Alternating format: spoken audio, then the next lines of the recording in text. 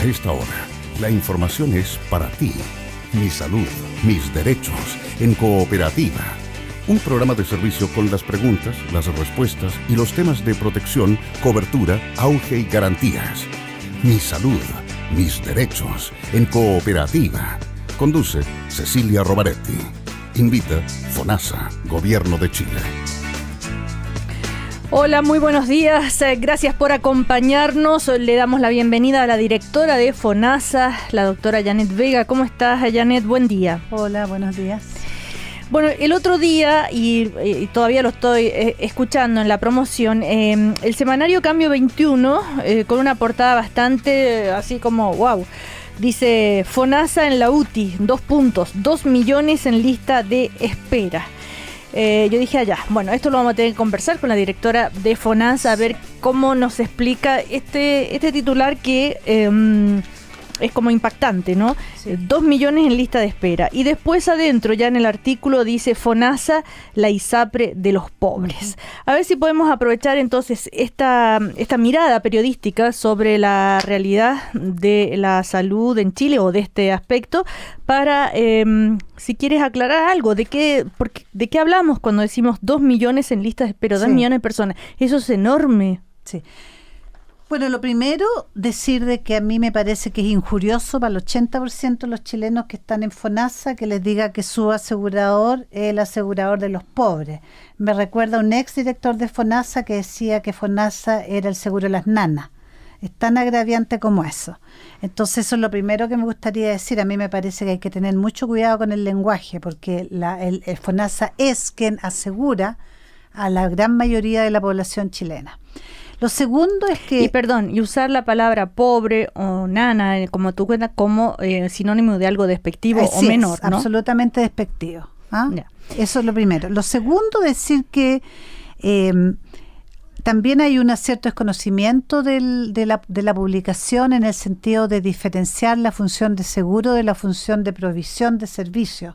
FONASA lo que hace es que se encarga efectivamente de transferir los recursos de acuerdo a lo que hay en el país para recursos en salud. El tema de la deuda hospitalaria tiene que ver fundamentalmente, el tema de que los servicios se endeudan, no porque se les paga poco, tiene que ver con todo lo que hemos estado mirando, de que efectivamente en los hospitales hay una compra que está desregulada. Los hospitales lo que hacen es que muchas veces cuando no tienen los recursos, no tienen las personas, los recursos humanos, los médicos al interior, compran a otras sociedades médicas, etcétera, con precios que son mucho mayores. Y por cierto, eso significa que se exceden en su presupuesto. Pero esto entonces es una bola de nieve, o no sé cómo decirle, Janet Vega, porque si los hospitales no tienen la capacidad o el personal para atender y tienen que comprar entonces un servicio extra hospitalario o en el sector privado que es mucho más caro, entonces quiere decir que lo que está faltando es recursos para esos hospitales, o es que los hospitales no están bien administrados, o es una mezcla de las dos cosas. Mira, hay una mezcla de lo que se llama factores estructurales y factores que son asociados a la gestión. Y esto es una conversación bien importante de entender. ¿Por qué? Porque ¿qué es lo que ha pasado aquí? Que la gente se le olvida. Nosotros tenemos una ley, que es la ley del auge, que nos obliga como a cubrir y garantizar lo que está en esa ley. ¿Y qué significa eso? Entre otras cosas, una cosa legal, entre otras cosas significa el tiempo para cumplir. Ahora, déjame ponerte la situación concreta de lo que pasa. Suponte tú, no sé, que hay un doctor especialista que está en un pueblo en el cual él es el único especialista y hay un hospital. Y resulta que de su especialidad hay al menos 3 problemas auge que requieren un especialista. Él es el único doctor del pueblo y trabaja en el hospital. ¿Qué pasa en el hospital? En el hospital le pagan por salario. ¿Qué es lo que ha pasado con el sistema? Que han habido rápidamente muchas personas de darse cuenta de que efectivamente, dado que es legal, ¿para qué va a trabajar en el hospital que le pagan por salario si puede ofrecer eso mismo, pero como un proveedor privado y le van a pagar porque tiene que cumplirlo igual el Estado. Entonces, el auge que ha llevado a que las personas tengan la garantía de que las cosas se cumplen, por otro lado, lo que ha ocurrido es que ha habido efectivamente encarecimiento de los costos para esas prestaciones, que es la discusión que está en estos momentos en la comisión investigadora que hay en la Cámara de las sociedades médicas, que hay conflicto de intereses porque se compran a ellos mismos, etcétera. Entonces, ese es un problema que tiene que ver que hay que cambiar la ley para cambiarlo. Ahora, o hay que cambiar al ser humano.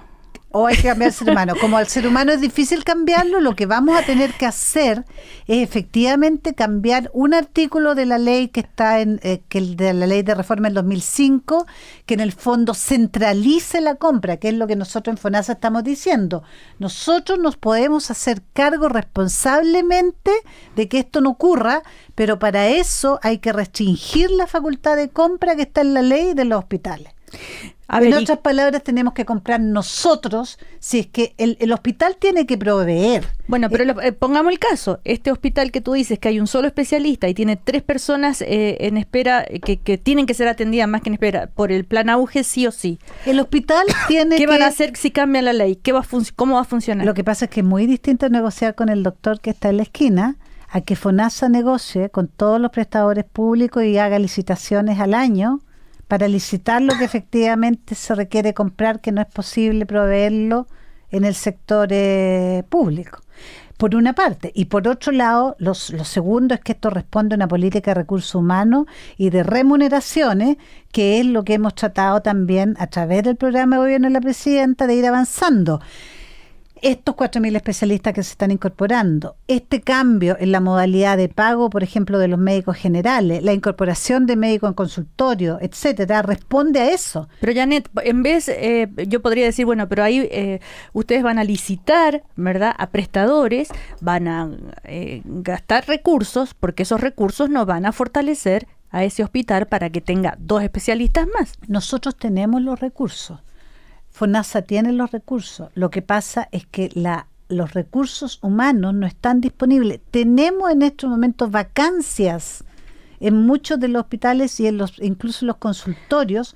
Y no solo en el sector público. Cuando tú conversas también para algunas especialidades con el sector privado, también estamos teniendo serios problemas con recursos humanos. No tenemos en los lugares donde se requieren, que son lugares donde ocurre esto, que son lugares más aislados, etcétera, no tenemos gente que se quiera ir para allá.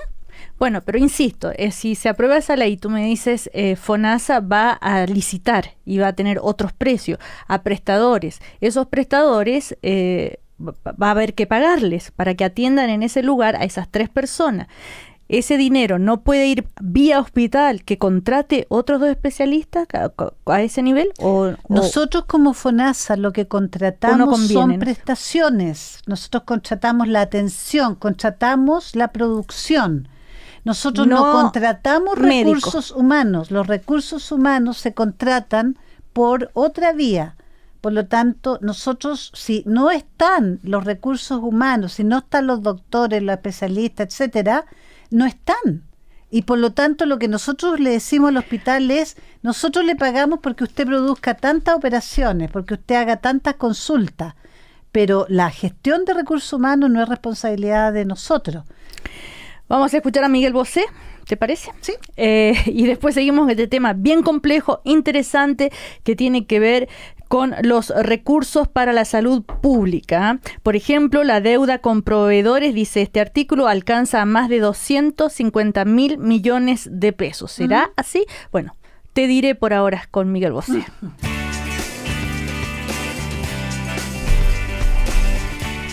Seguimos en Mi Salud, Mis Derechos.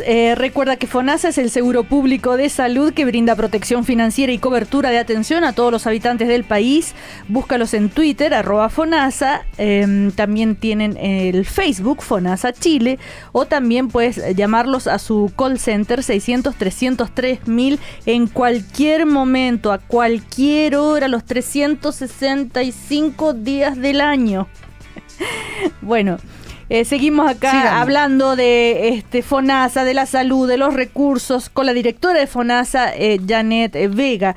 A ver, ¿por qué no le pagan la deuda con los proveedores? ¿Qué pasa? ¿Qué es eso? 250.000 millones de pesos. Las obligaciones morosas que mantienen cotizantes con el Fondo Nacional de Salud. Son dos cosas distintas. Sí, no, las dos cosas. Llegan a 38.000 millones. A ver. Ya, vamos primero con el tema del pago a los proveedores. Nuevamente, lo mismo. El pago a los proveedores tiene que ver con gestión hospitalaria directa. ¿Por qué? Porque en general la compra de medicamentos e insumos tampoco está centralizada y solo se intermedia por Senavast, no más de un 20% de las compras. ¿Qué significa eso? Significa que si en un momento dado el hospital te está pasando por un problema de caja, lo que hace es que bicicletea con las platas que tiene que pagar. Y eso se va juntando, y en las municipalidades es aún mayor, la deuda a proveedores. Tanto es así que tenemos siempre 1 o 2 casos en que los proveedores dicen, ¿saben qué más? No les vamos a comprar más. ¿Cuál es lo que pasa ahí de nuevo? Empieza a pasar lo mismo, que es que empiezas a comprar sin escala, se empiezan a encarecer los costos, porque los proveedores a su vez tienen que asegurar de que si no les pagan, bueno, por lo menos recuperar algo del costo, etcétera. Entonces, aquí lo que hay es un tema que es bien estructural a cómo tenemos organizado la manera en que financiamos el sector salud, los mecanismos por los cuales manejamos el presupuesto. Y eso es el punto de fondo. Y para cambiar eso vamos a tener que, en algún momento en el futuro, efectivamente reformar cómo tenemos organizado esto. Cuando nosotros decimos, cuando estábamos discutiendo, por ejemplo, la ley, la en teoría ley que íbamos a hacer para reformar el aseguramiento privado, la ISAPRE, nosotros en FONASA fuimos súper insistentes en decir, no basta con hacer el cambio en el sector privado. Tenemos que cambiar también lo que ocurre con FONASA para darle las atribuciones que permitan gestionar financieramente al sector. Porque tú no puedes exigirle a una institución que se supone que es la responsable de lo financiero, si es que no le entregas al mismo tiempo las atribuciones para decir, bueno, sabe que lo sentimos mucho, pero si usted efectivamente no se está ajustando al marco presupuestario que tiene, nosotros el próximo mes no le vamos a poder transferir la cantidad que deberíamos haber transferido hasta que usted se ajuste, o que vaya de la mano con lo que tiene que ver con el cambio, digamos, que si usted es el director del hospital, del servicio, y tiene a su cargo esto y no es capaz de gestionarlo, va a tener que buscar otras oportunidades para sus talentos, porque no es aquí.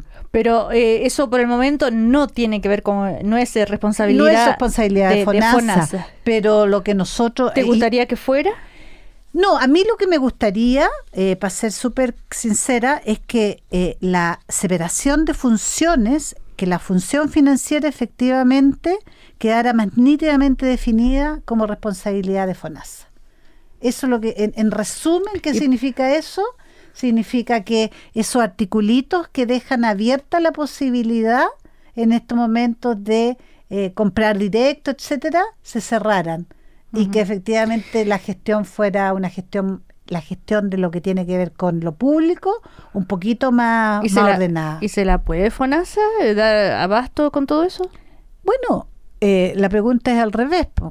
¿Quiénes tienen más capacidad de hacerlo? ¿Un seguro que tiene 1.500 profesionales trabajando? ¿O cada departamento de 2 personas en un servicio de salud o en un hospital?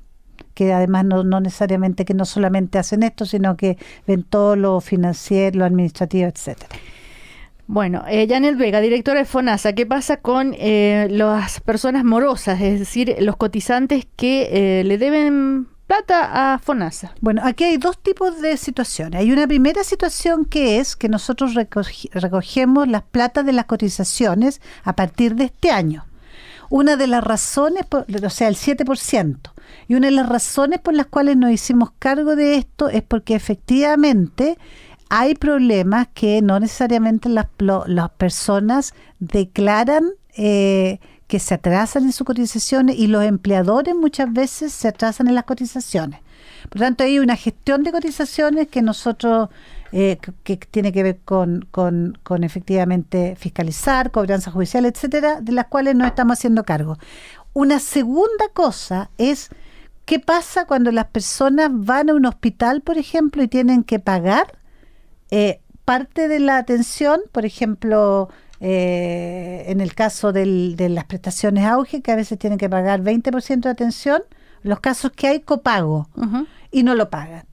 Se van del hospital y se supone que esa deuda, lo que pueden hacer es pedir plata a FONASA para que FONASA les dé un préstamo para que paguen.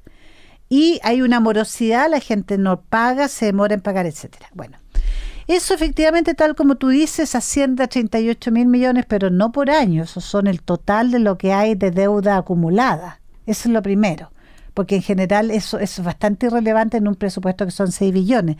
Pero hay una segunda situación que es la siguiente. Nosotros cumplimos con todo lo que tenemos que hacer en términos de cobranza, pero es complejo cobrar copago porque las personas no es que vayan al hospital porque tienen ganas. Y son nuestras familias más vulnerables. Entonces la verdad es que además tú les cobras 20% de su hospitalización, que muchas veces para algunas familias puede significar una diferencia importante en términos de su ingreso familiar. Por esa razón nosotros, si bien es cierto, tenemos una cobranza, tratamos de dar préstamos y dado que es un porcentaje muy menor de lo que recaudamos, nos parece que no es nuestra prioridad andar cobrando esos 38.000 millones globales que debe al sistema. Janet Vega, volviendo al tema de las listas de espera, el paro de los funcionarios entre el 26 de octubre y el 24 de noviembre, tengo entendido que produjo una merma de 9.300 cirugías electivas y más de 43.000 consultas de especialidad. Eso, por supuesto, va a engrosar el número de las listas de espera, ¿verdad? Sí. Y ante eso no se puede hacer nada, porque bueno, hace parte de la sociedad, del mundo del trabajo, del mundo de los de los derechos de los trabajadores, ir a paro, en fin. Mira, ¿por qué no se puede tener un plan, digamos, de plan B, como se dice? Sí. Para hacer frente a estas situaciones. Bueno, lo primero es decir que efectivamente hubo un aumento muy importante de la lista de espera. Solo para contarte, las garantías retrasadas que iban disminuyendo, acuérdate tú que íbamos de 15.000 y habíamos logrado disminuir a 7.000, en este momento estamos en 13.000 de nuevo, y parte de ese aumento tiene que ver con el paro. Ahora, ahí claro, efectivamente hay dos derechos, que es lo típico, dos derechos que son efectivamente derechos que están en colusión, el derecho a la salud por una parte y el derecho que tienen los trabajadores de hacer huelga, de protestar, etcétera. Yo creo, y esta es mi opinión personal, de que hay excepciones a cómo uno ejercita ese derecho.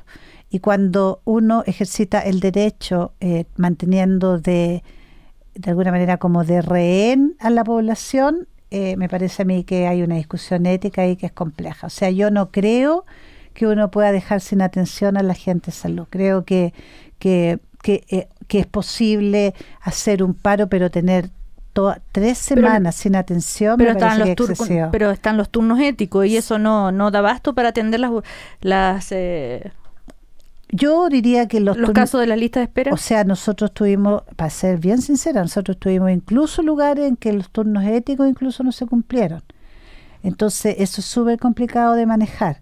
¿Qué es lo que ocurrió en la práctica? En la práctica lo que ocurrió es que efectivamente hubo un aumento muy considerable en listas de espera durante ese periodo. Y para eso entonces lo que el Ministerio de Salud fundamentalmente ha tenido que hacer es un plan específico para recuperar esas atenciones que nos hicieron. Claro. Ahora, siempre tú lo dices y hay que hacer una diferencia entre la lista de espera auge y y la lista de espera no auge. Al 10 de diciembre la lista de espera auge tiene un total en todo el país de 11.899 casos. Así es. Cuando decimos lista de espera, cuando es un derecho, me cubre el auge, no me atienden, yo tengo que denunciar a FONASA. FONASA tiene 48 horas para atenderme. Entonces, ¿pero por qué en lista de espera? ¿Qué pasa? ¿Estas personas no están ejerciendo su derecho o es imposible? No, esas personas en general no ejercitan su derecho. No reclaman. Si tú miras la cantidad de reclamos, es súper poca. Entonces, por eso que hemos hecho todo este esfuerzo de poner este reloj, esta información en la web. Porque una cosa importante que nos pasa es que nosotros ahí sí que tenemos, pero un plan y somos implacables con los servicios. Fíjate tú que de las personas que tratamos de conectar de vuelta, 2/3 no logramos porque no tenemos la información. O el domicilio, la información que tenemos no corresponde. Entonces, aquí hay una cosa... Pero a ver, Janet, si entiendo bien, perdona que te interrumpa. Si las personas que esperan una atención auge, por la cual se tiene el derecho, porque como bien tú dices es un derecho, no están haciendo la denuncia, si la harían, estarían siendo atendidas, entonces la lista de espera auge no existiría. Así es. Exactamente. ¿Y qué es lo que pasa? Que se van juntando los casos y nosotros empezamos el trabajo con cada uno de los hospitales y servicios de salud y le empezamos a decir, búsqueme a estas personas y atiéndalas. Y los hospitales hacen todo su esfuerzo y nos dicen, ¿saben qué? De las personas que buscamos, en 2/3 no las encontramos. Entonces ahí tenemos un tema porque la dirección que dieron no era la que era, porque no sé qué, no sé cuánto. Bueno, tema complejo. Después, a la vuelta de comerciales, vamos a seguir conversando con Janet Vega, la directora de FONASA. Hay otras informaciones que tienen que ver con los médicos extranjeros. El otro día la encuesta Academ entregó cifras y son muchos los médicos extranjeros en Chile. ¿Dónde están? ¿La gente los prefiere o no? ¿Hay ciertos prejuicios? En fin. A comerciales y seguimos entonces con Mi Salud, Mis Derechos. Continuamos compartiendo los temas de protección que nos hacen sentir bien. Mi salud, mis derechos, en Cooperativa. Así es, estamos con la directora de FONASA, Janet Vega. Les recuerdo que si eres asegurado de FONASA, debes saber que a través de la página web puedes comprar bonos consulta médica, realizar afiliaciones y acreditar cargas legales. A través del call center también puedes solicitar tu certificado de afiliación, el que será enviado a tu correo electrónico. Recuerda, FONASA atiende todas tus consultas los 365 días del año durante las 24 horas del día. Llama al 600-360-3000 o visita fonasa.cl. A propósito de cada vez que digo esto, atiende los 360 días del año, todo el día, yo sé que más de alguien debe decir, ya, ¿de dónde? Y siempre hago esa broma, ¿no es cierto? Cierto. Y hay una expresión que me decías recién en comerciales, la desesperanza aprendida. Sí, claro. Es que eso tiene que ver con que nosotros atendemos más de 3 millones de garantías auge en el año. Y de esas tenemos 11.000 en estos momentos que están rechazadas. Y uno esperaría que esas 11.000 personas, después de 10 años de funcionamiento del auge, hubieran reclamado. Y no ocurre, no reclaman muy poca. ¿Y qué es lo que pasa entonces? Que tenemos que tratar de ir a buscarlas, porque perdieron, y cuando las vas a buscar, te das cuenta de que en un porcentaje importante no las encontramos. Entonces, por eso que nosotros todos los programas insistimos, chequee el tiempo que le falta para su garantía. Si el tiempo se acerca y no la atienden, si no le dan la hora, reclame formalmente en FONASA, página web, call center, en la sucursal, para que nosotros en ese caso tenemos la potestad de que si el hospital A está sobrepasado y no puede, la podemos mandar a otro hospital o la podemos mandar a un centro privado si están todos sobrepasados, etcétera, y eso es nuestra responsabilidad legal. Volviendo a la cantidad de personas que están en lista de espera de auge, la proporción es pequeña. Comparado con el resto, sí, pues la proporción es muy pequeña. Piensa tú, nosotros, vuelvo a decir, más de 3 millones de atenciones por año y tienen 11.000 atenciones en espera. Uh-huh. ¿Te fijas? Entonces también hay que poner un criterio ahí de realidad.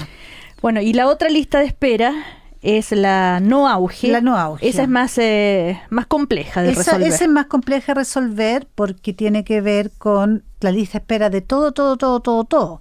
Y ahí hay un proceso de limpieza de lista de espera que hay que hacer permanentemente, porque lo que está en lista de espera hoy día, por ejemplo, si tú estás en una lista de espera por un resfrío, supongamos, voy poniendo el caso extremo, en 2 días más ya no tuviste el resfrío, pero quedaste para siempre en la lista de espera.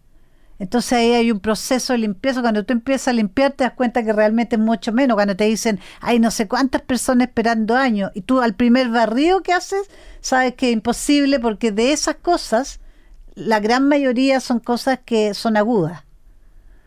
Lo que sí es más problemático, porque eso sí que es una lista real. ¿Qué quiere decir con que son agudas? Son agudas, pues un resfrío, una bronquitis, algo que se te pasó. O sea, tú no estás 3 años esperando que te atiendan por una bronquitis. Es un problema de registro evidente. Pero lo que sí es problemático es las listas de espera quirúrgica, porque eso sí que son reales y uno no si tiene una hernia, la hernia no se cierra por obra del Espíritu Santo. Entonces ahí es donde estamos poniendo muchísimo esfuerzo con la Subsecretaría de Redes y los Servicios de Salud para esa lista de espera resolverla. Y ahí entra de nuevo el tema de que para resolverla hay que tener el número de especialistas que uno necesita, etcétera, etcétera, etcétera. Y ahí llegamos al tema de lo que querías conversar hoy, que es de la campaña Más Médicos, Más Especialistas. Y a propósito de eso, recordé las cifras de la encuesta Academ, la reciente, que dijo que el 18% de los médicos, el 13% de los médicos en Chile son de origen extranjero. Y si bien la mayoría de los encuestados está de acuerdo con que se endurezcan los requisitos para los inmigrantes, hay una visión positiva en este sentido. Un 91% asegura que los hijos de inmigrantes deben recibir salud y educación al igual que los niños chilenos. Y el 80% se declaró también a favor de que se promueva el arribo de médicos extranjeros especialistas, graduados en universidades de calidad, en fin. Recordemos que además tiene que pasar un examen, ¿verdad?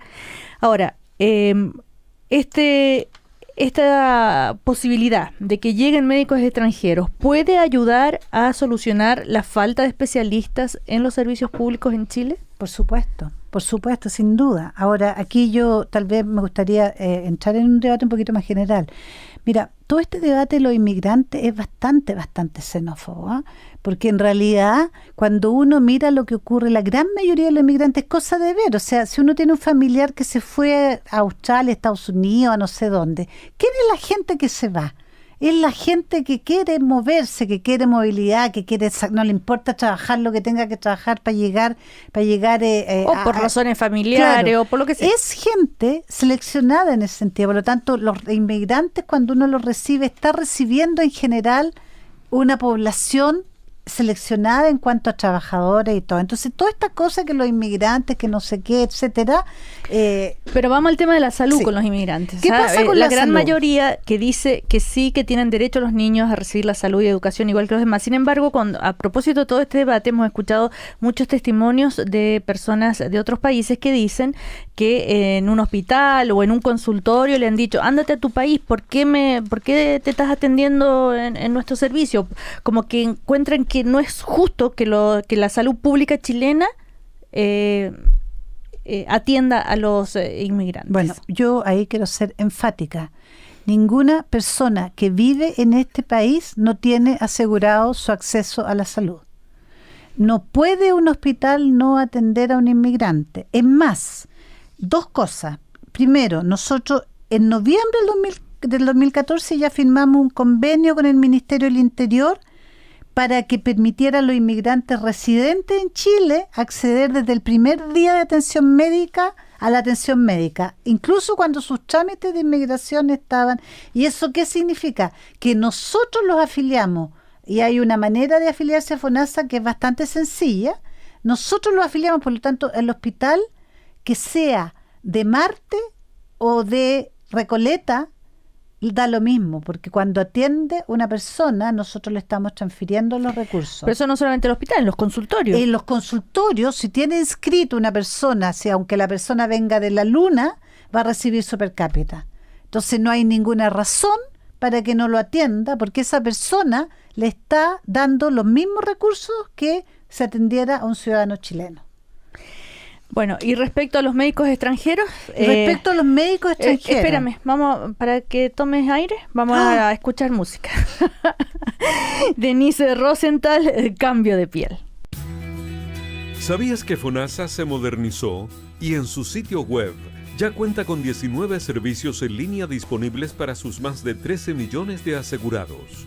Uno de ellos te permite afiliarte en línea al seguro. Muy fácil.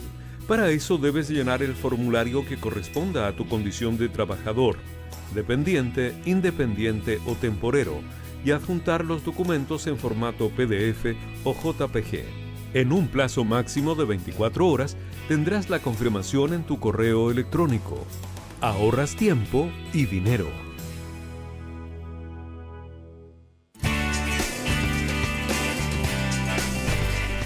Seguimos en Mi Salud, Mis Derechos. Estamos con la directora de FONASA, Janet Vega. Ahora vamos a hablar en este último tramo del programa de los médicos, de los especialistas. Hay una campaña, ¿verdad?, para más médicos, más especialistas, la hemos conversado en algún momento, y también esto cruzarlo con el tema de que la mayoría de las personas, en un 80%, está a favor de que se promueva el arribo de médicos extranjeros especialistas. Recordemos que este miércoles pasado, 4.524 médicos rindieron el examen de conocimiento, el famoso EUNACOM, y de ellos 1.742 son chilenos y 2.782 son extranjeros. Así es. Y los resultados estarán disponibles el próximo 6 de enero. Si aprueban este examen, todas estas personas extranjeras van a poder trabajar, ¿verdad?, en Chile. La mayoría de los extranjeros, Janet, trabaja para el servicio público, está disponible, porque ese es el gran problema del servicio público, sí, que tiene que competir con el sistema de salud privado. Fíjate que sí, la mayoría de los médicos extranjeros están disponibles, por lo menos por un periodo, los primeros años que están en Chile. En estos momentos, solo para un ejemplo, de los médicos generales, hay chilenos 4.600 y extranjeros 690 que están acreditados para ejercer. Y de los médicos especialistas hay 8.800 chilenos y 566 extranjeros. Entonces tú ves que la proporción de médicos generales extranjeros es mucho mayor que la proporción de médicos especialistas extranjeros. ¿Y por qué esto es tan importante? Porque esos médicos generales en general trabajan en consultorio, y cuando tú vas ahora a un consultorio, en muchos consultorios la atención está fundamentalmente dada por médicos extranjeros, cubanos, ecuatorianos, fundamentalmente yo diría que son los más frecuentes. Incluso leí el otro día un reportaje de para muchas personas que es mejor incluso cuando se atienden con algún médico en el consultorio de otros países, como boliviano o lo que sea, porque hay una conversación que se establece, se distiende la situación, no sé, son testimonios de médicos y se pueden empezar a preguntar, ¿y usted, doctor, de dónde viene? En fin. No, fíjate que hay encuestas que han evaluado la calidad de atención de los médicos extranjeros, y los médicos extranjeros, sobre todo los médicos cubanos, son sumamente bien evaluados. Y por tiene los que ver, usuarios. Claro, y tiene que ver porque en Cuba, independiente de que tú puedas estar de acuerdo o en desacuerdo con la revolución, por decirlo así, la formación médica es muy buena. Por eso tienen unos índices de salud muy buenos, y sobre todo la red de atención primaria. Entonces los profesionales médicos que vienen de Cuba en general son médicos muy bien formados, particularmente para la atención comunitaria. Ahora, el Ministerio de Salud sigue en el esfuerzo de formar especialistas, de aumentarle el salario a los especialistas que trabajen en el sector público, sí, pero es como una... No va a tener fin esta carrera. Es una maratón. Sí, una maratón. Pero siempre el sector privado va a ir más adelante. Sí, pero fíjate tú que, bueno, el tema de los recursos para salud, recursos humanos para salud, de los profesionales para la salud, es un tema que efectivamente es complejo. siempre efectivamente hay una cantidad de médicos importantes que van migrando al sector privado, y hay otra migración que nosotros no la vemos porque estamos acá, que siempre hay migración de médicos desde países en que las condiciones son más o menos a otros países en que hay mejores condiciones. Y ahí también lo que tú tienes el mismo subsidio al revés que nosotros tenemos acá, porque formamos los médicos con recursos públicos y después se van y ejercen en el sistema privado. Ese mismo subsidio lo hacen los países más pobres con los países más ricos. Lo hacen, ponte tú, de la India con Inglaterra y Estados Unidos. Lo hacen, en este caso nuestro, Ecuador, Cuba, Perú, Bolivia con Chile. Y ahí también, o sea, el tema de los recursos humanos, lo que estoy diciendo, es uno de los cuellos de botella para avanzar en la salud y la atención de salud en el mundo. Y nosotros no estamos libres de eso. No quiere decir eso que mal de mucho consuelo tontos, pero por eso que es tan importante que la política de recursos humanos tiene que ser permanente, y siempre vamos a ir probablemente llenando con menos rapidez que lo que quisiéramos las brechas. Formar un médico, solo para recordar, son 7 años de medicina, 3 años de especialidad general y 2 años su especialidad. Demoras 12 años en formar un recurso, lo cual también nos lleva a la segunda cosa, que es que en una salud como la actual, ¿será necesario realmente 12 años para tener formado un especialista? Bueno, ya es materia de ustedes, los médicos.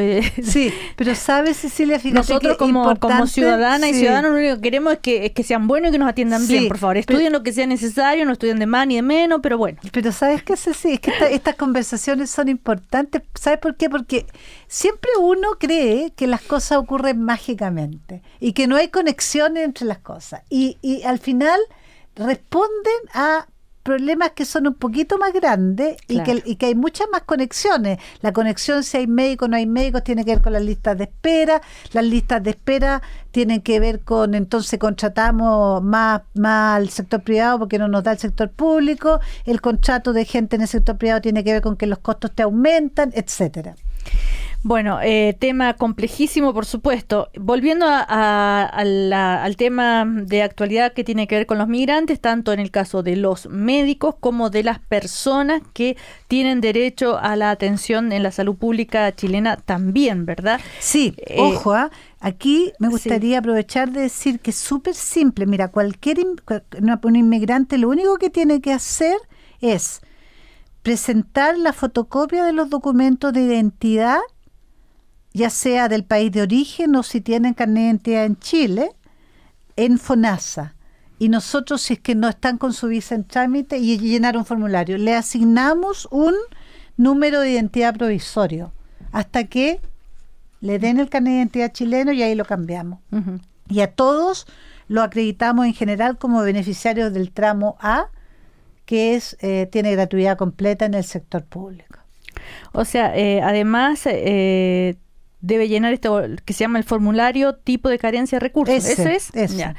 Bueno, y así que un llamado, si ustedes conocen o tienen amigos cercanos, inmigrantes, ya también lo pueden guiar y ayudar. Pero también es obligación de los funcionarios de salud orientar, ¿verdad?, a estas personas. Y ojo, que no se puede negar, está normado por ley. No se puede negar la atención de salud en establecimientos públicos, y no se puede negar la atención de salud de urgencia ni en establecimientos públicos ni privados. Para terminar, una sola frase, antes que me olvide. Un médico extranjero, ¿crees tú que está dispuesto a cobrar menos y entonces hace bajar el nivel de los salarios como uno de los miedos que siempre se tiene ante la presencia de inmigrantes? Ojalá, pues, sería maravilloso, pero no, yo creo que no. Sería maravilloso que efectivamente los salarios, no solamente que los salarios se equipararan un poquito más y tuviéramos los cobros, los costos de la salud en Chile aumentan al doble de lo que aumenta el producto. El producto es todo lo que producimos como país. Sí. Es decir, nos vamos quedando cada vez... ¿Pero tú crees que los médicos ganan mucho en este servicio público? Yo no creo, yo voy a decirlo con toda claridad, yo no creo que los médicos en el sector público ganen poco. O sea, depende de lo que definas como poco. Porque si tú estás en un consultorio de atención primaria y ganas un salario de 2 millones al mes, a mí personalmente eso no me parece poco, considerando que el 80% de los chilenos...